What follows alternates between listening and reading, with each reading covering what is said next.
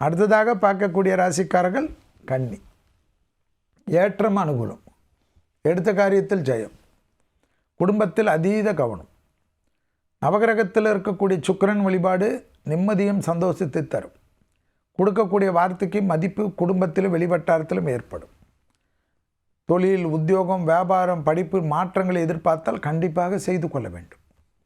இந்த 15 நாட்களுக்குள்ளாக தொழில் ரீதியாக, வியாபார ரீதியாக, படிப்பு ரீதியாக நீங்கள் உஷாராக இல்லை என்றால் உங்களுடன் இருப்பவர்களே செய்யக்கூடிய சதி செயல்களுக்கு நீங்கள் பதில் சொல்ல வேண்டிய நிர்பந்தம் ஏற்படும்.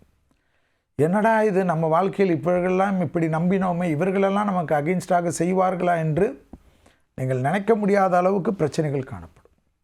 குலதெய்வத்தை மானசீகமாக தினமும் பிரார்த்தனை செய்து கொள்வதும், குலதெய்வ மந்திரங்கள் தெரிந்தால் கண்டிப்பாக ஜபிப்பதும் முக்கியம். சங்கடங்களை தவிடுபொடியாக்குறதுக்கு ஒரே தெய்வம் பைரவர் என்பதை ஞாபகத்தில் வைத்துக்கொள்ளும். பைரவர் காயத்ரி ஜபிக்க ஜபிக்க நன்மை தரும். கணவனாக இருந்தால் மனைவியின் உடல்நிலை, மனைவியாக இருந்தால் கணவனின் உடல்நிலை மிக கவனமாக பார்த்துக்கொள்ள வேண்டும். சளி தொந்தரவு, சுவாச கோளாறு இல்லாமல் பார்த்துக்கொள்வது கன்னிக்கு ரொம்ப ரொம்ப முக்கியம்.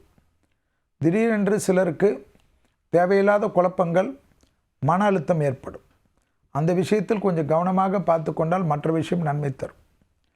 கண்டிப்பாக ஆணாக இருந்தால் பெண்கள் விஷயத்திலும், பெண்களாக இருந்தால் ஆண்கள் விஷயத்திலும் பயணத்தில் மிக மிக கவனமாக இருப்பது முக்கியம். குடும்பத்தில் அந்நியர் தலையீடு, பிறர் குடும்ப விஷயத்தில் உங்களுடைய தலையீடு கூடவே கூடாது. எனவே ஆக மொத்தத்தில் தொழில் ரீதியாக உஷாராக இருந்தால் ஏற்றும். படிப்பு தடை, உத்தியோக தடை, தொழில் தடை, வியாபார தடையெல்லாம் நீங்கள் உஷாராக இருந்தால் எந்த தடையும் உங்களை பாதிக்காது.